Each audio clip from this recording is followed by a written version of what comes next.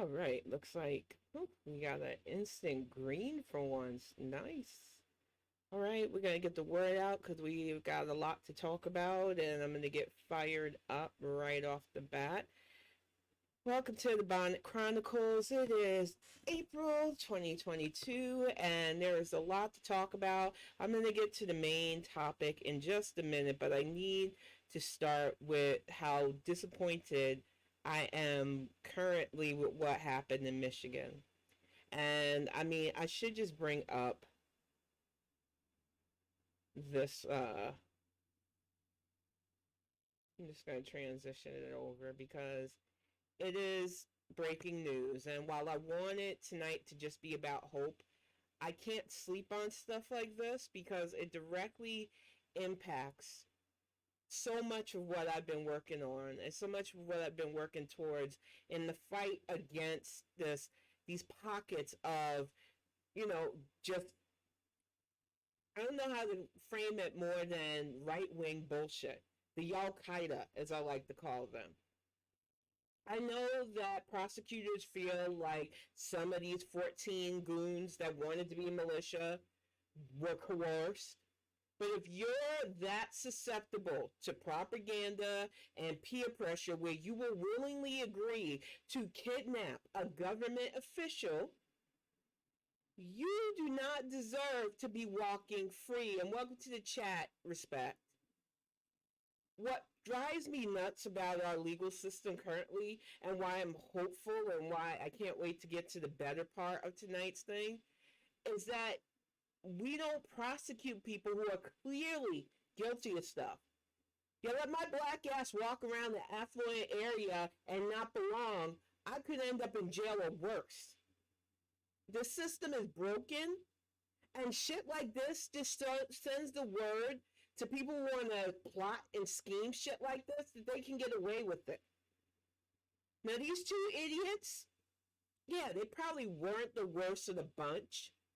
And there are still at least 12 others who have been indicted who still have to go through trials, but I'm not hopeful because they literally got caught plotting to kidnap Governor Whitmer and do horrible things to her and the state to protest being safe from this pandemic. And we can't stop caving to these guys. It might be an echo. Let me adjust the sound. Give me just a moment there. Let me turn this down too. I'm just so frustrated with the current stuff. Welcome to the chat, G. Feldman. Hopefully that'll help the echo too. Because I had the camera microphone up as well. But I think what drives me the most nuts about what just happened earlier on with these 14 guys is that if these two can get off and then go home and brag about how, oh yeah, I can. Welcome to the chat, Beanie. Welcome to the chat, Terry Antico. Oh no. Give me just a moment. Good Lord.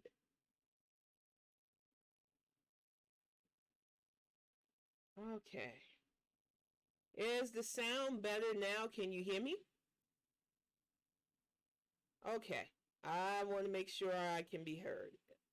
All right. Thank you guys. The thing that troubles me about even two of these guys getting off is just how it will seem to all the rest of these little cells, and not just here in Michigan, but around our country that are popping up plotting because they're in the death throes of their belief system. Welcome to the chat, Solomon. Welcome to the chat, Terry Antico, G. Feldman. Thank you, everybody. I feel like the problem with anybody getting away with literally plotting to kidnap and kill a government official, it spits in the face of that whole law and order because we already know that for the conservatives, and I'm going to get to more of that tonight, the laws only apply to the things they want applied and who they want them applied to. And it's getting to be dangerous for those of us who just want to live when you've got people like this with access to weapons, the ability to group up using social media and literally plot things like domestic terrorism. I am upset about this tonight because these two are not innocent men. They are clearly on record plotting to kidnap Governor Whitmer. I can't imagine what she's feeling tonight about stuff like this. It's all over social media with people weighing in, but the fact of the matter is, the fact that our prosecution team isn't strong enough to lay solid convictions for these guys who very openly plotted something so blatantly awful, it's hard to have faith in this current system. And we need to do our parts to not only replace the people who are currently letting stuff like this happen, but to make it known to Yallqueda and people who act like Yallqueda that we are not going to keep allowing y'all's level of awfulness to be our norm. And it's not just these guys like these Michigan militia, as I'd like to mockingly call them, because they were bad enough. But then you've got what's going on in Tennessee, and I know I brought up Tennessee a little bit on Tuesday, but I really need you to look at this picture. And when you look at this picture, I thought, oh, it's grandpa with his grandchildren, right? That's what a normal person, and even somebody like me who has been experienced with being abused when I was younger and dealing with sexual abuse, my initial thought was this was a guy with his grandchildren. That's his wife. The 1-year-old is their son. He is a Tennessee legislator and one of the biggest proponents for that new law that targets the age of consent.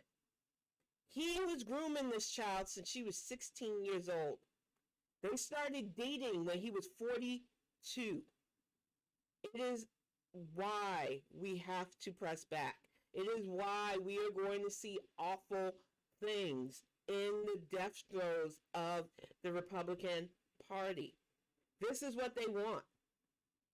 His wife, respect. I wish I was joking about this. She is literally his wife. If you scroll down, the story doesn't get better from this. Because I was like, what? And the more you dig into this awfulness, you find out that this sitting congressman, this elder person who should know better, did the engagement announcement here, where she looks like his daughter. And I don't know if it was this thread or another friend's thread where they literally showed him in a newspaper clip where her in her school uniform just being groomed by this old man. And my problem with this situation is this is what they want. Control over kids, child brides, because when you're young, you can't object to horrible things being done to you. When you're young, you can't say, hey, I want to stay in my house. It is all about control, and it is dangerous because they are just breeding these little girls. And now they have a son who is going to treat women the same way his dad is treating his mom, if not worse. And welcome to the chat, Ballot Club. I just feel like this is why we have to stay vigilant. They see what we are pushing for. They see the progress that we are making. They see the hope that we have. And let me transition over. They see exactly what you see here on the screen. Congratulations to Justice Ketanji Brown Jackson. The progress that we recently made because we decided we couldn't take 4 years of wannabe fascism, 4 years of a White House that was completely almost all white, with the exception, I guess, Mitch McConnell's wife, if you even want to count her as the non-white. And I'm not even going to count Carlson because I don't even think he's human. I feel like Donald Trump's reign was the death knell of the Republican Party because they had all the power and they squandered it away because they're greedy and selfish. So all they have now is cruelty. Between targeting the LGBT, targeting women's rights, and now literally wanting child brides, they are reenacting the worst parts of the Handmaid's Tale. Because this is all they have left. Control, making sure that the people that are still left around are just violent and dumb. They have poisoned the education system, making people pull their kids out, homeschool them, loosely based everything around faith and not really adhere to the core principles.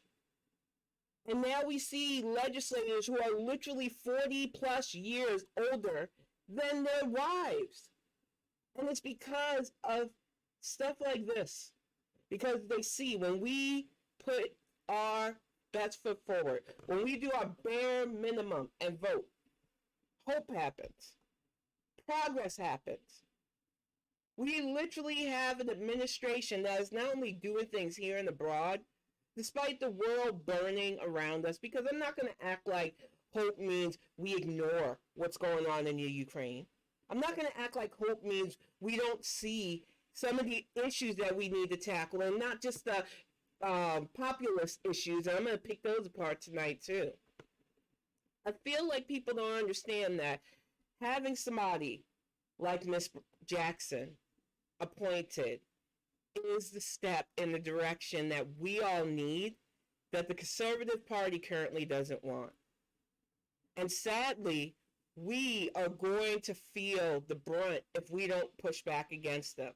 Because it's not just these ridiculous laws that they're trying to do to make literal child brides. It's not just the don't say gay bills that Florida is passing, or the really restrictive abortion bills that Oklahoma is passing, or their new version of Don't Say Gay to Alabama, who, if y'all can't even get yourself out of the lowest percentile in reading, maybe don't worry about who's doing who, Alabama. Get your shit together. We're going to see cruelty on unfounded levels in response to our hope, and we have got to do our part to be the line of defense against their fuckery, because it is not just the right-wing people who are actually in power. They've got plenty of little foot soldiers for fuckery, like the Michigan 14. These guys who sat around plotting because the governor dared to tell them to wear a mask. They're to shut down their local bar and watering holes because we didn't want COVID ravaging the state. We have people who are literally indoctrinated to just believe in this violent conservative rhetoric and that anything else goes against them. And we have got to keep a united front, because for every appointment like Ketanji Brown Jackson, for every Pete Buttigieg, for every single step we make towards the diversity that our country needs, we have those who try their best to bring us backwards or make us worse. And I cannot afford for us to be apathetic with this. They are Superman. And I wanted to, I'm telling you, tonight is a celebratory night, because for every person who tried to put down this administration, and they still are trying, Chuck Todd with his struggle bangs talking about this might be the last win in this administration. No, it won't. And I know that Chuck is used to being a pessimistic thing because look at his struggle follicles. But this is why I don't give MSNBC any more ratings. Everybody's just going to report all the dumb stuff they say on Twitter anyway. I don't have to put them on my TV to know they're awful. I am shocked Chuck Todd still has a job with Meet the Press. You would think they would have gotten an accomplished journalist by now to replace that sandbag with bad bangs, but he brings in ratings because people angry watch him. And for those of you who complain on Twitter about wanting Chuck Todd to be replaced, maybe if you stop talking about Chuck Todd and making him relevant, you'll get your wish. But as long as he can say and do awful things and trend on Twitter, that's job security for him. And that's why I keep trying to remind you, when you bring up people like him, when you bring up people like Candace, when you bring up people like Bree, we are lucrative when their names come out of our mouths. We have to make their jobs harder by making them irrelevant, by not letting their antics get us under their skin. This should be and is for so many of us a momentous occasion. This is a moment to be happy in a time where being happy just feels off sometimes. I'm going to be honest. It feels weird feeling hope again after years of struggling against just open-faced hate. There's no better way to put it.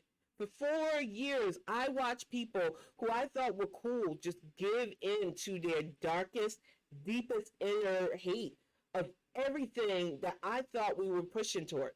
Whether it was gay rights and marriage, whether it was civil rights in any way, shape, or form, and definitely hate against women, the rise of anti-Muslim and anti-Semitic, just so many people just embracing that dark, nasty side, and it culminated in 2016 to electing one of the worst presidents in American history. So yeah, excuse me if for 4 years I had no hope left. And now I'm feeling it and I'm protecting it. Because I see what happens when we put our best foot forward. I see what happens when we cast those ballots. And it's not going to be a perfect union.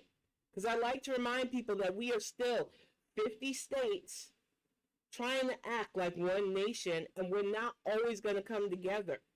Especially when you have states that are literally trying to pass laws banning people from being who they are, yet allowing older predators to groom children to be brides. Things are going to be painful until we move towards that progress that no matter how nasty their antics are, they cannot stop us from moving towards the future. They can only provide roadblocks. And these are not roadblocks that we can't navigate over. And I need to remind people of that because for all of these highlights, for every time we see an appointment that a child can look at and say, that looks like me, and get excited. We have people that would love to roll it back. It's a lot of those assholes who literally got up and walked out during this confirmation and appointment because they can't stand not getting their way. And we need to take these petulant children out of our Congress. There is absolutely no reason why these people should be in power. There's absolutely no reason why these people should be making laws. The only laws they want to pass are dehumanizing laws. And we can do our part. And we can't just rely on one group to save us. And it shouldn't take them coming after your right to choose. It shouldn't take them murdering a young black child or doing something that harms your civil rights for you to wake up. It's like I said on Tuesday. If you are a disabled American at 18 and older, you should be voting. If you are 18-year-old and you're LGBTQ, you should be voting. If you are an American with any way, shape, or form stake within the job world or beyond and 18 and up, you should be voting. Because the moment you toss your voice away, the moment you say, oh, it don't matter, what's it matter? And then complain about stuff like student loan debt, which honestly speaking, I am convinced now that the people who speak that all the time, over and over, and yes, some of you tried following me. I seen that lady that gave me a follow, but her first thing to President Joe Biden was, well, you know, this is historic, but what about student loan debt? You aren't fooling anybody. You are just like everybody in that weird follow back resistance 2-3 years ago that cropped up, the so-called combat Trump, that blue wave resistance that was just a bunch of guys trying to slide into people's DMs. Y'all are fake and you're phony, and I don't want nothing to deal with you. Thanks for giving me a follow number, but you can take it away now because I will never follow back somebody who takes something like Justice Jackson's appointment to make it about an issue that isn't even a nationally held issue. Because there are a lot of us who are struggling with things, and student loan debt isn't even the top. When I went to school, I had to pay that off by myself. I didn't take out a predatory loan. And how the heck is the government supposed to step in to fix a loan that you signed up for that has nothing to do with the school? Your bad life choices have a consequence. And while I don't think higher education should break anybody, and while I would love to get an education system where people can learn and not have to shell out hundreds of thousands of dollars, the reality of the situation are this student loan debt cry is nothing but a red herring. They can't ding this administration on compassion. They can't ding this administration on its pandemic response because it has been stellar, despite the toddler tantrums of people who don't want to mask up and don't want to get their vaccination. We have done so much to help the people who do want to do those things. It has not been an easy road, but not because of the lack of care from the administration. It's because they literally have become the president and vice president to a nation of toddlers. But what kills me about the way certain media figures are acting and certain people are acting as if they're not doing enough.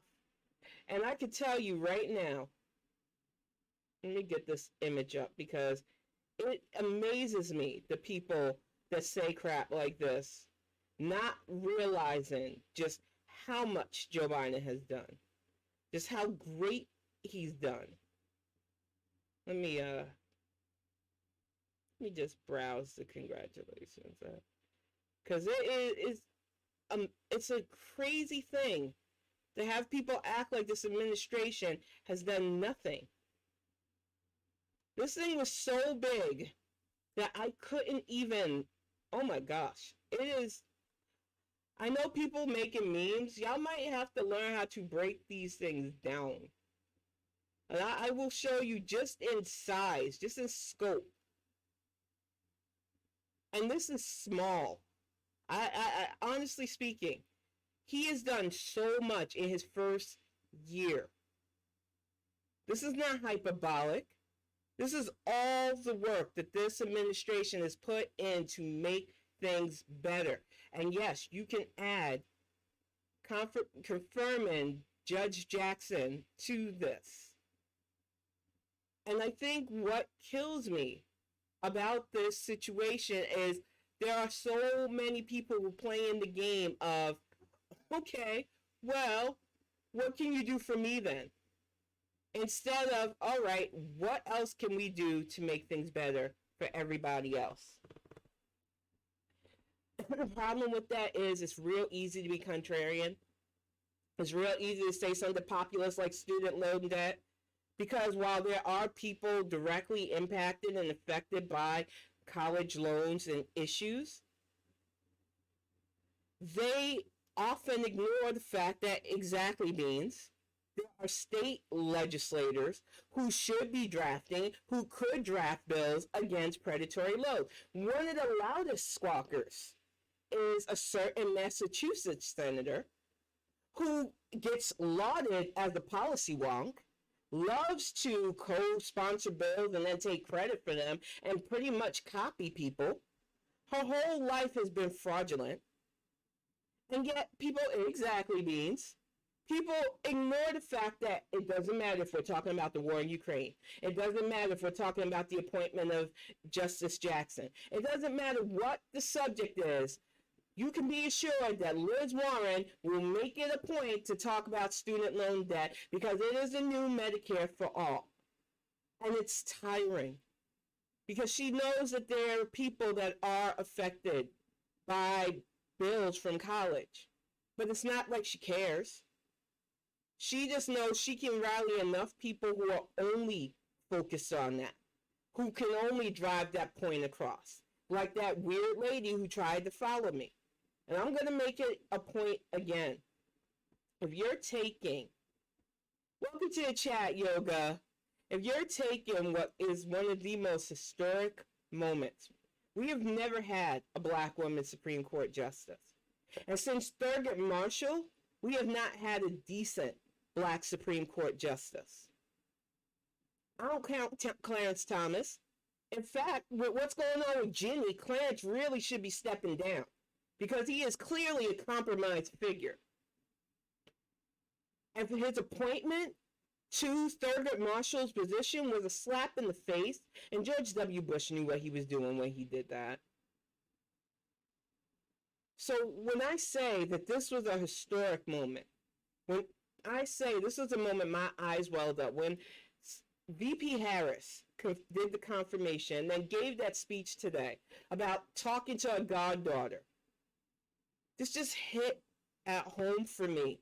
And I'm sure that many women, not just Black women, felt this because we grew up hearing how we're different, hearing how our gender make us somehow less than, hearing how our place is supposed to be just good little wives, having our education and our ability to lead constantly devalued. I remember when Mondale ran with Ferraro, some of the most misogynistic things I heard came from actual Democrats, upset that he picked a woman and just knew he was going to lose because America will never have a female vice president. Literally saying that. The young me felt heartbroken. I almost wanted to not deal with politics after that because it was just so disgusting. So if you think it was bad with Ferraro and Mondale, I want you to think back to 2007. Because no matter how much sugar, icing they tried to put on Barack Obama's run, it was not a pretty time. And I'm going to be 100% honest with y'all. It was definitely story time, y'all. Because there are a lot of people, let me leave hope up.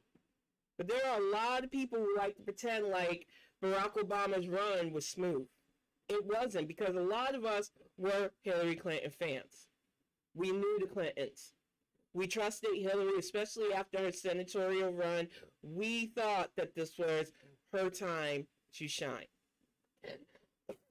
Unfortunately for us, a certain Illinois senator had the charm, had the grace, had the ability to speak, but Black people in whole couldn't trust that this was the one. Even my grandmother, for every bit of political chop she had, for every bit of political savvy, she did not trust that Barack Obama had a chance. And it wasn't until he won the primaries that everybody started to come around, fall in line, and say, yes, we can. And honestly speaking, I thought, like many others, this was going to open up doors, that this was going to be our chance to show what true leadership could, because he was exemplary, like Ketanji. But instead, we got met with such horrible backlash, and I almost said blacklash, and it kind of fits. We got met with people who said, well, I voted for him, and he didn't magically fix everything in 4 years. We had a literal Tea Party movement rise up for him, which is a very big offshoot of the Yallqueda branch. We had assholes like Alex Jones make a career, to Joe Rogan make a career, because everybody wanted to lean in to that toxic bigotry in face of our excellence. Barack Obama couldn't have been a failed student. He had to be top of his game to be president. And we are looking at a Supreme Court justice who is the top of her game, who took weeks of disrespect from assholes like Ted Cruz, assholes like Josh Hawley. I am so tired of the way this country treats our excellence, but it makes me hyper-focused now to be the front line of defense of our progress.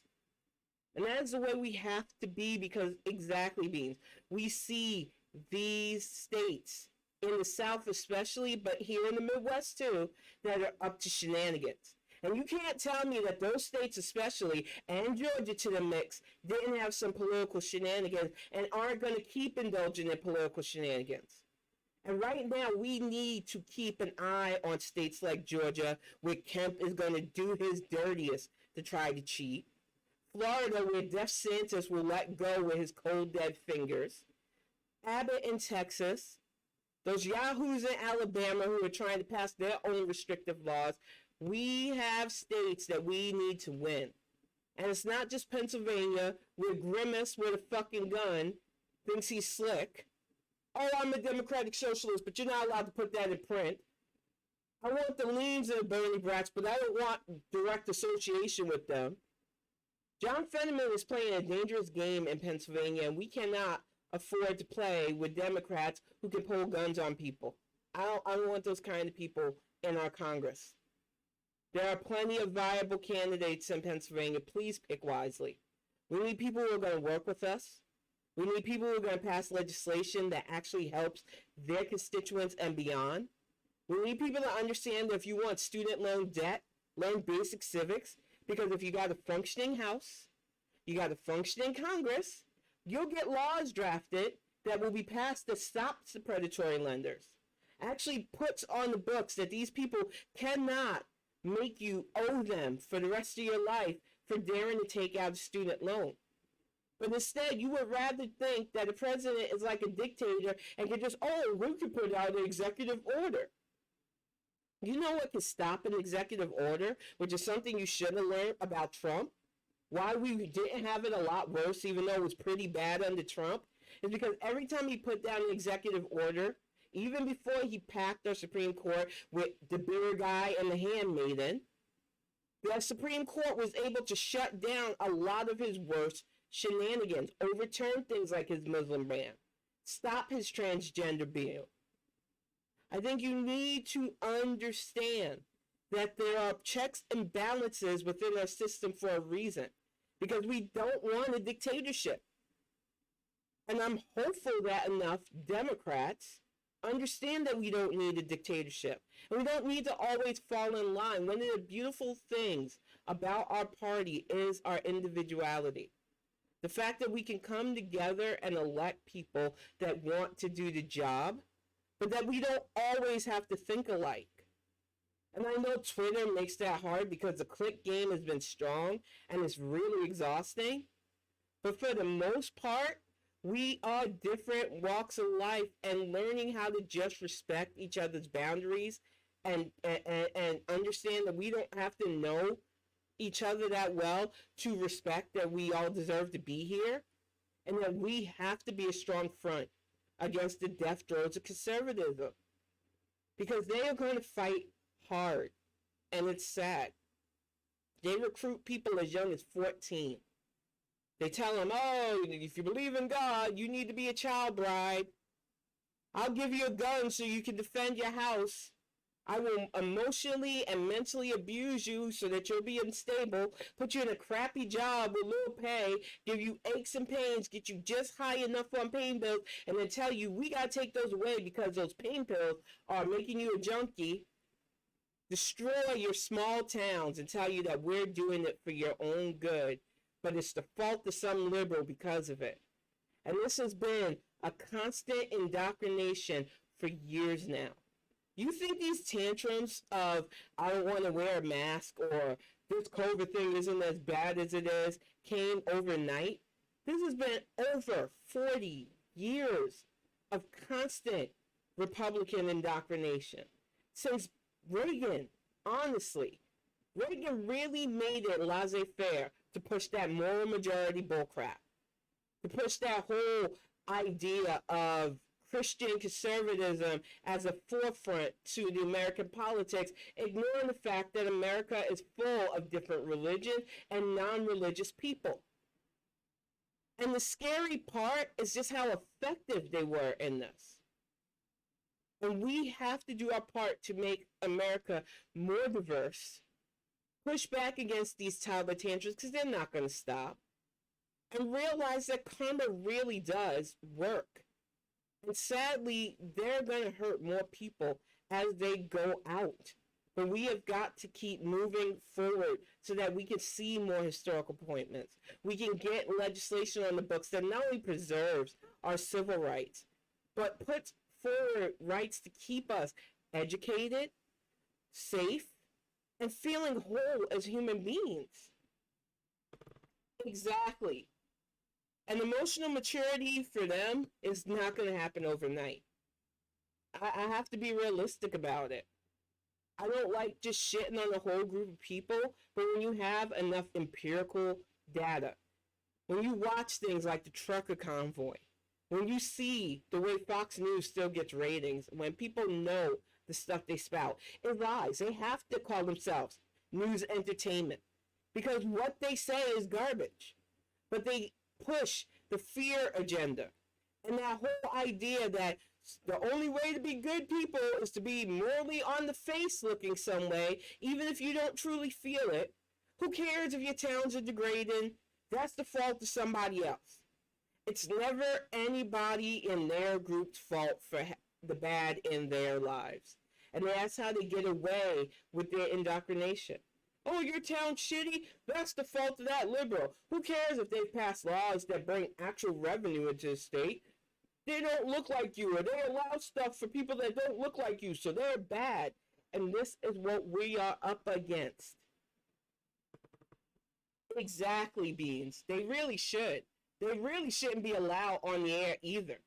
I love the fact that England literally banned them, and I really wish we would follow suit.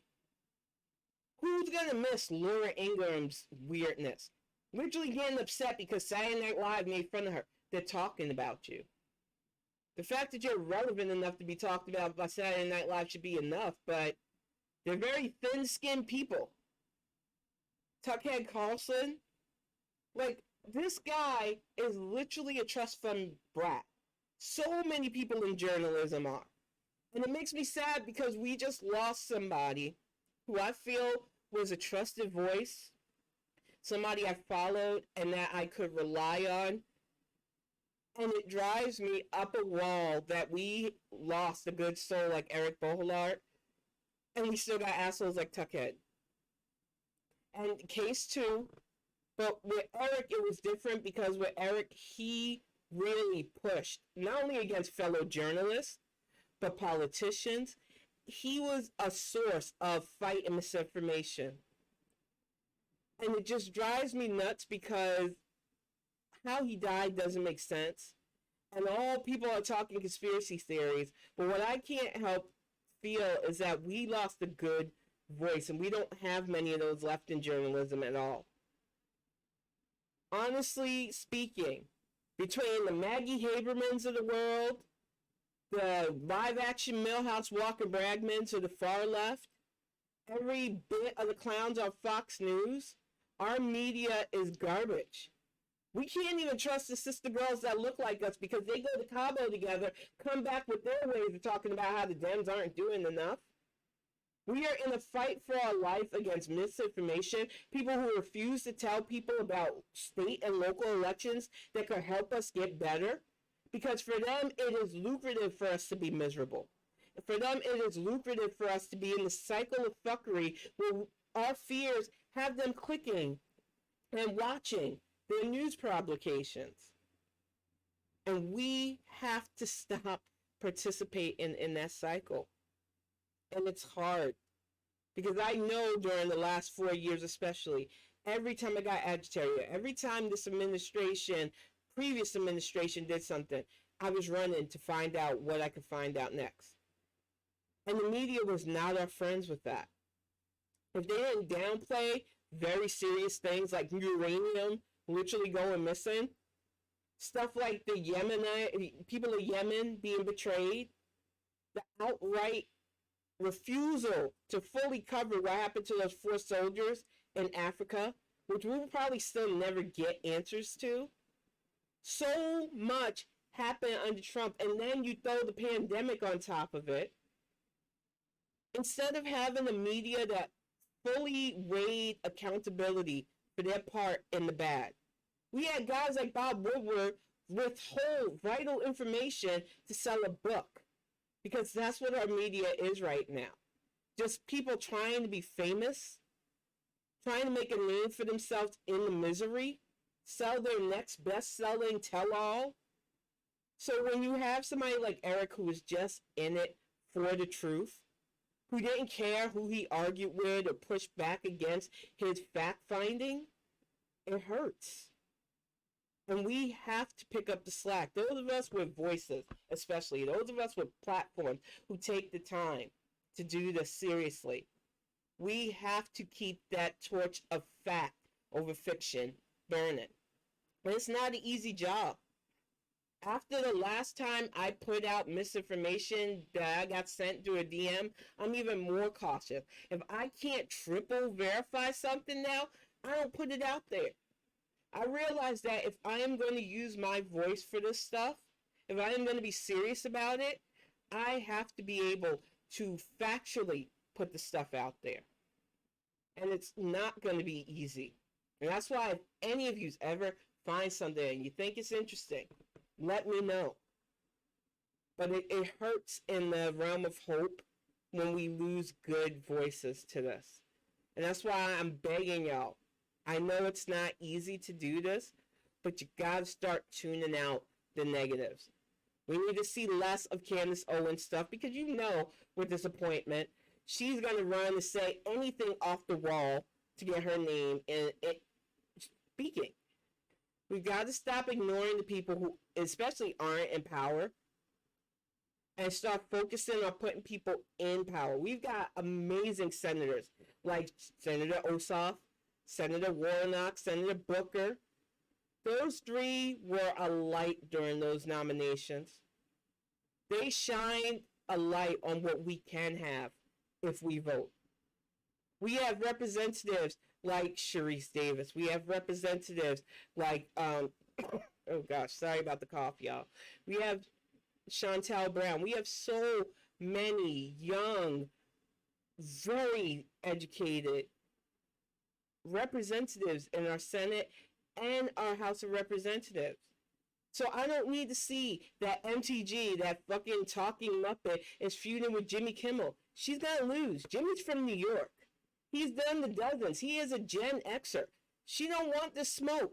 You have assholes like Tuckhead Carlson talking about, well, if these got into a fight, you would make short work of him. That's nothing to brag about. The fact that she would have to devolve into a fist fight just shows just the lack of character that she has. Yet these same people that would cheer something like that are getting the vapors over Will Smith slapping Chris Rock. It is selective what they want to be upset about when it comes to violence and anything else. And that is why I don't want these people having power anymore. She really is. Everything about her irks me. But what makes it worse is that people harp on things like her education level, which shouldn't matter. I don't think somebody just having a GED should preclude them from lawmaking. The school system is not where it should be.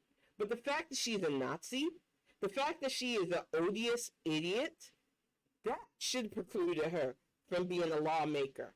I'm not saying the word lawmaker because that's technically what her job is supposed to be, but all she is a space renter who is getting a check that she doesn't deserve.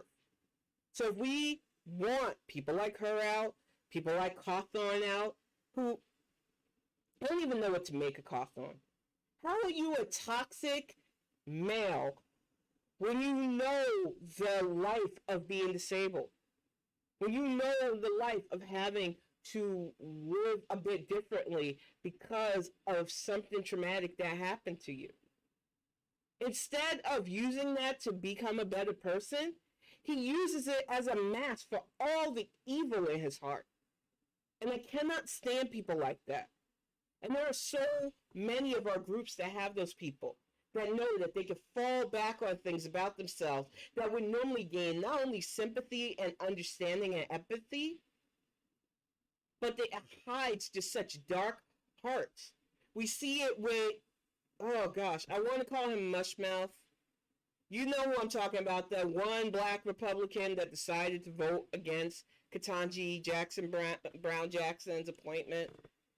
He looks like a character from Fat Albert. And I know by saying that people will want to ding me, well, Tim, you're fat, who cares? He literally looks like Mushmouth. Tim Scott, thank you. I feel like all of us have our Tim Scott, our Uncle Ruckuses of our groups. And what kills me about Cawthorn is he could have been not only a positive force for disability, but a champion for disabled rights, which are always on the forefront. We need legislators who understand that life so that we can have better bills for both funding, education, and the world around us. But instead, we got a dude that punches trees. because he is a frat boy that just happened to get into an accident. He wasn't born with this. He's not a hero or a champion, and all he's done is lie his whole life and get away with it.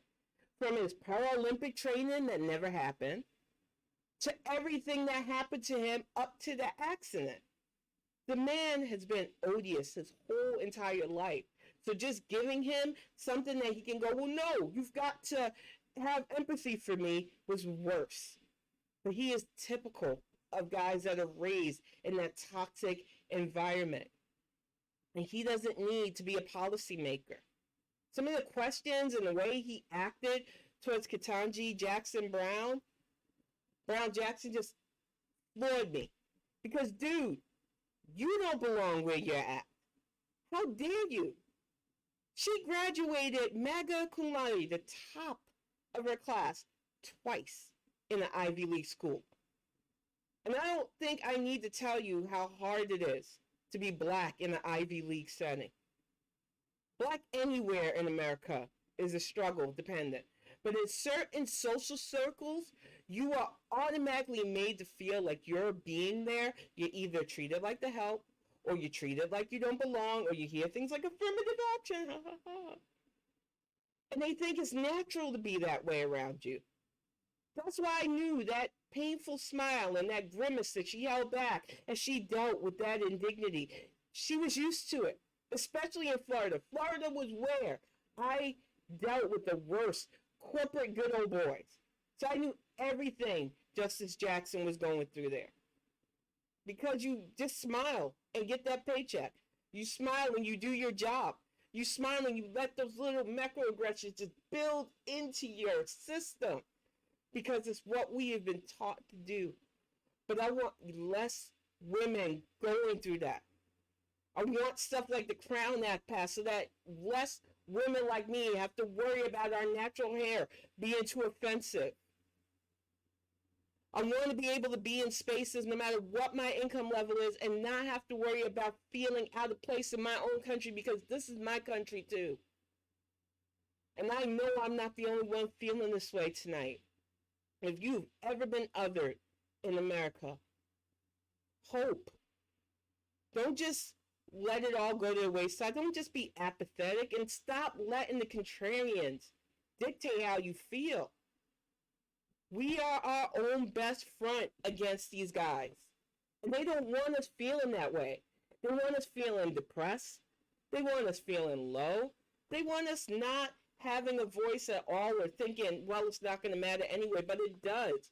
We have seen with the Biden-Harris administration what can be and what will be if we just keep doing our part. I have a 4-year plan because I wanted to start slow.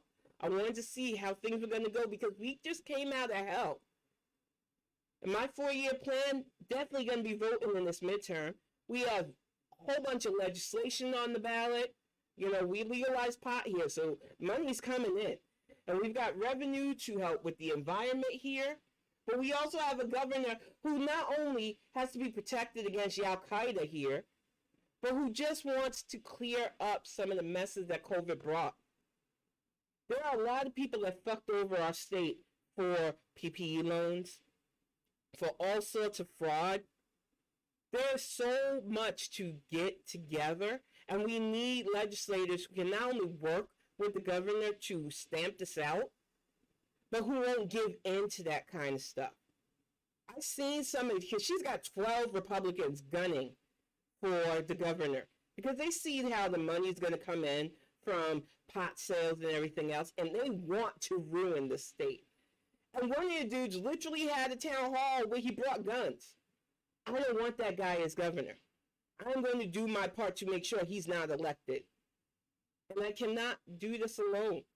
And like I said on Tuesday, too many people get into that comfortable zone. You think, oh, I'm in the blue state anyway. What's it matter? It matters because the moment you sleep, somebody who might even have a D by their name but don't have the best intentions slips in and causes stymieing. We can't afford that anymore. We don't need any more squad. That's why I'm going to help get Rashida Tlaib out of a job. There are so many better people who just want to do right by Michigan, who we need to do right by the state of Michigan, so that we can get better infrastructure bills, so that we can get environmental bills, so that we can get stuff on the books for those who are crushed under student debt. But the only way we are going to get those things is to elect state and local officials that care. And that's stuff you're not going to hear from Chuck Todd. This is stuff you're not going to definitely hear on Fox Propaganda Channel. And you need to understand that it takes bare minimum effort for some of y'all to not only vote early, but if you don't feel like standing in line, or if you got anxiety, which I can totally understand during COVID, get on the absentee ballots in your state. If you are in the state of Michigan, you have absolutely no excuse. They don't care what your political affiliation is. Because Greg's parents are still conservative. Yeah, I know. It's what it is. They're at that age. They're on the absentee ballot. They will listen to certain things I bring up. So I at least give props that way. But they believe in that system. They've been indoctrinated for years. But honestly speaking, once they realize, yeah, we can fill this out at home and not have to deal with that. So there is absolutely no reason not to be on the absentee ballot list if you can in your state. There's absolutely no reason not to vote if you can in your state. If you are able-bodied and 18 years and older, you should take it seriously. Because even if you're not in debt from college, even if you're just a skilled trade worker, laws are being passed that could directly impact your life, whether it's higher taxes, whether it's the legalization of certain things that you'll do to relax, whether or not you can even open up certain things in your area. If you don't want your town to dry up and lose potential, like factories and plants, you need to know who's representing you. It really is that simple. And the other side might want some of you to fall in line and just be good little Christian soldiers. The rest of us just want you to survive with us. Because that's the one thing I want conservatives to understand. I might not like your ways, but I don't hate who you are because you're still human beings. You're from the cradle, and I'm saying this honestly speaking, we're indoctrinated to believe in what you believe. Told that you were better because either your lack of pigment or whatnot. Told that your faith made you better than everybody. So I know where that arrogance comes from. But even you are starting to see the cracks you have to. Between those of you that are dying on ventilators from a preventable disease, to all the violence and guns, to the only wins you have are trolling people and getting yourself blocked on Twitter, the misery can't be fun. We are going to move towards progress. And it would be nice if you came along with us, but we will leave you behind if you don't. I would suggest that if you are conservative and the stuff I say make you mad, inwardly reflect. This isn't to say that your faith in God is bad. I believe that religion is a guide and that everybody should have something that gives them comfort, whether they can be solid in themselves or whether they need faith to guide them. But when you use your faith to shun people, when you use your faith to say you're different so I don't like you, that is not faith, that is bigotry. And we need to stop disguising bigotry in such palatable ways, and we need to call it out because it is the only way we're going to grow. It is the only way we're going to get that emotional maturity, that we need to be a better world.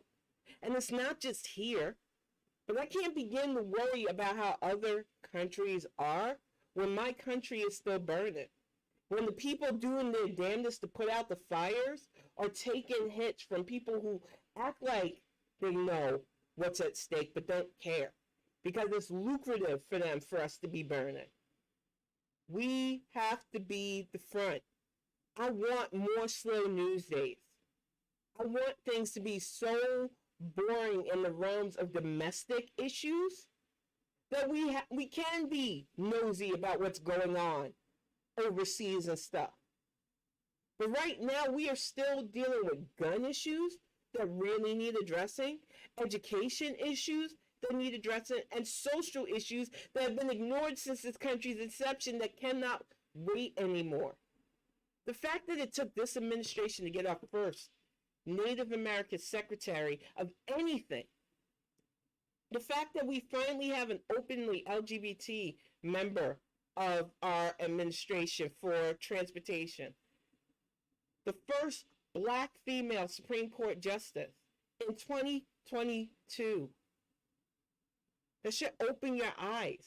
And there are so many other groups, and I know I felt salty about this yesterday, and that's why I signed off after getting the confirmation, because I felt a certain way. And I'm gonna fess up to this tonight before we wrap up.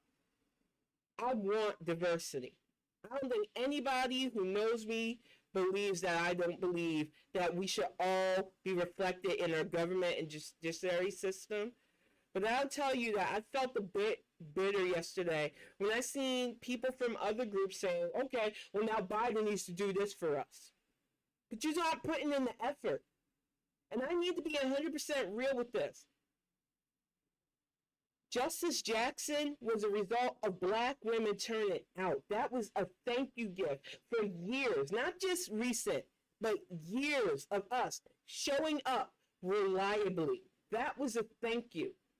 So if you were on Twitter or Facebook yesterday and saying, well, next he needs to pick a Native justice, or next he needs to pick an Asian justice, or whatever nonsense, but your turnout in the polls are still looking abysmal, then,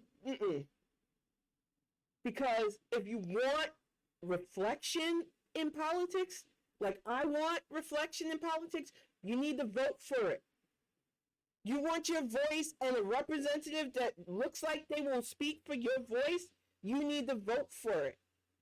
And for all of you who are jumping on this momentous occasion to say things like, well, now he needs to do our group. What's your group doing for this administration? I'm a very quid pro quo type person when it comes to stuff like this. That was how I was raised anyway. Y'all always want something, but you don't even want to put in the minimum effort for it.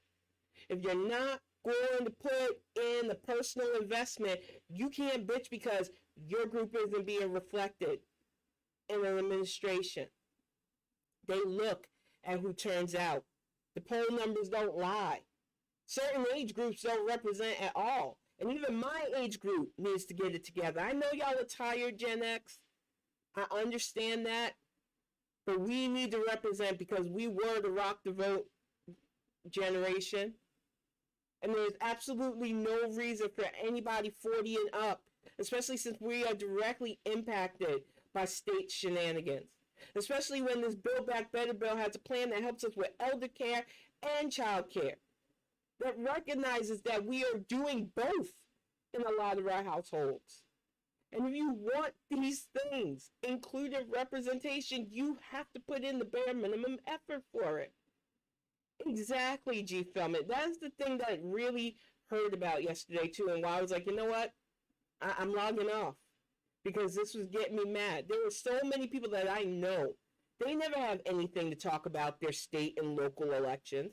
They're not out there motivating people to vote. But they have every bit of mouth to talk about what this administration needs to do next for them. Because for them, that's all they care about. What can I get out of this situation? Not what can we all reap from this situation. And they fall in line for populism. They fall in line with contrarianism. They are perfect little puppets for anybody who wants to be malicious. And that is why we have to be the front against them. And if anything I said resonates with those of you who aren't in the chat, because like I said, my regulars here, and I love all of y'all. Thank you so much for showing up. I know they vote. I know they take this seriously. But if you watch this on like YouTube when I upload it and you want to know what you can do, if you're old enough to cast that ballot, do so.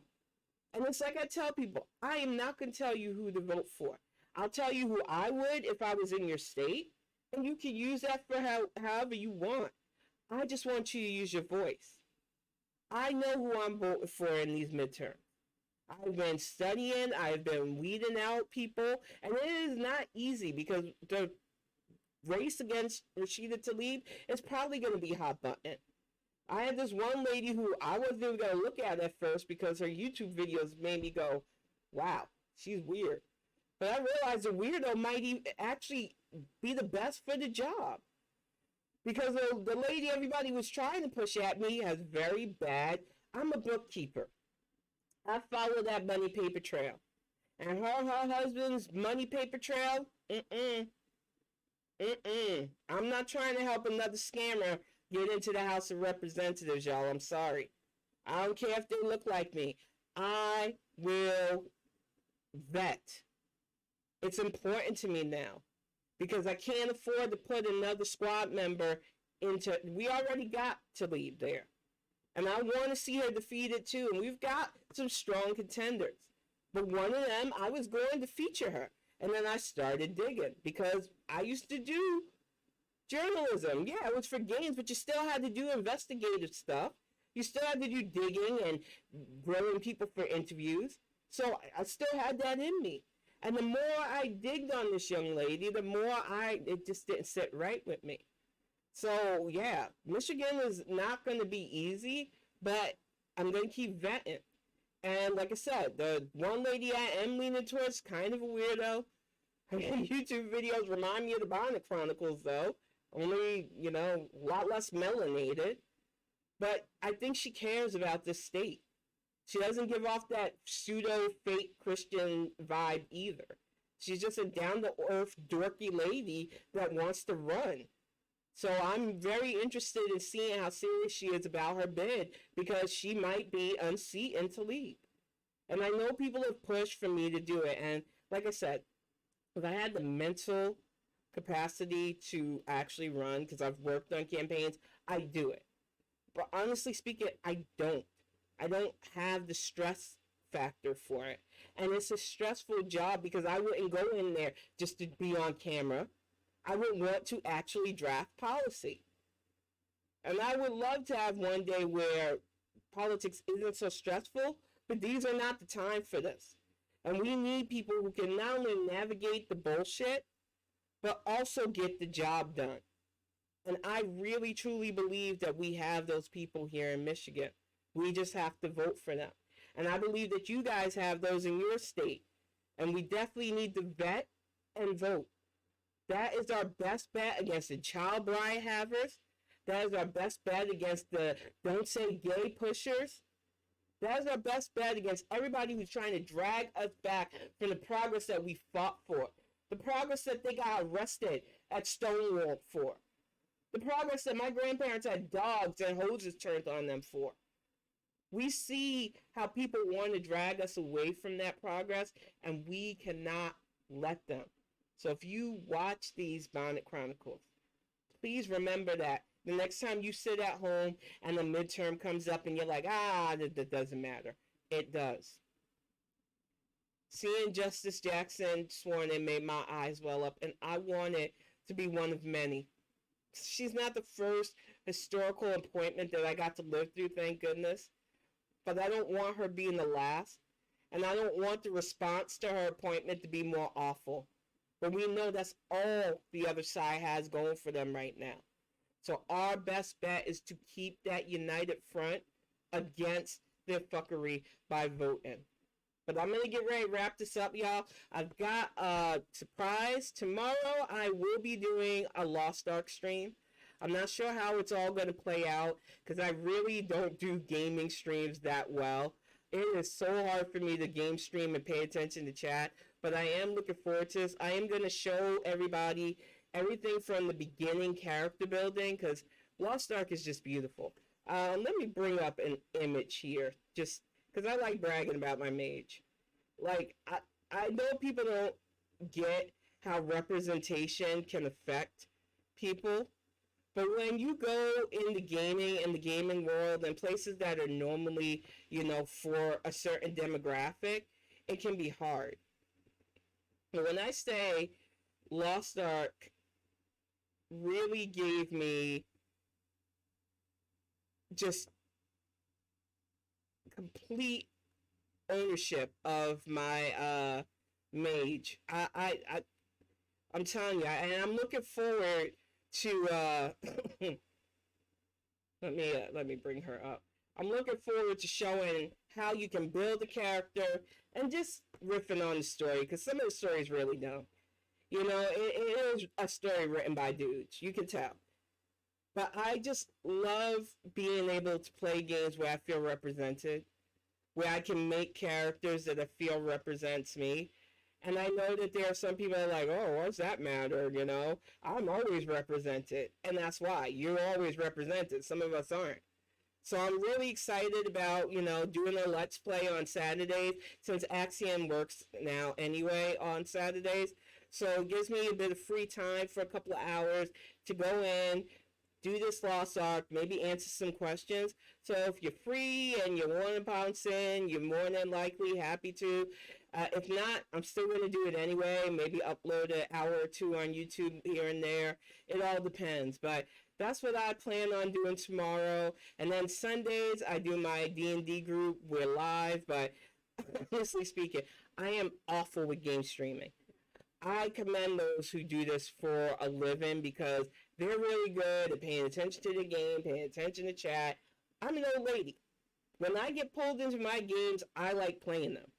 But I really do want to explain my thought process with Lost Ark, because I sometimes show the pictures on Twitter, and every once in a while somebody will be like, wow, what's that game? And I should give it a try. And you can. It's a free game.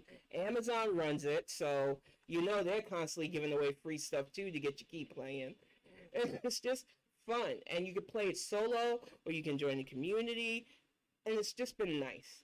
So if you see me on tomorrow, that's going to be what I'm doing. If you see me on Sunday, I'll be in my D&D group, and I will be back here on Tuesday with more social issues, politics, entertainment as well. I'm going to try to keep the topics flowing, and if you ever have something you want me to talk about, I am open to suggestions. Doesn't mean they're always going to get talked about, but I always keep my ear open to you guys, because you are some of the most informed people, and I am so lucky to have you in my life. But I'm going to wrap this up, because I know Axiom, he got his shots today. He's probably ready to lay down and cuddle, and I'm ready to lay down and cuddle as well. And I thank you all for tuning in, and I will see you again on Tuesday.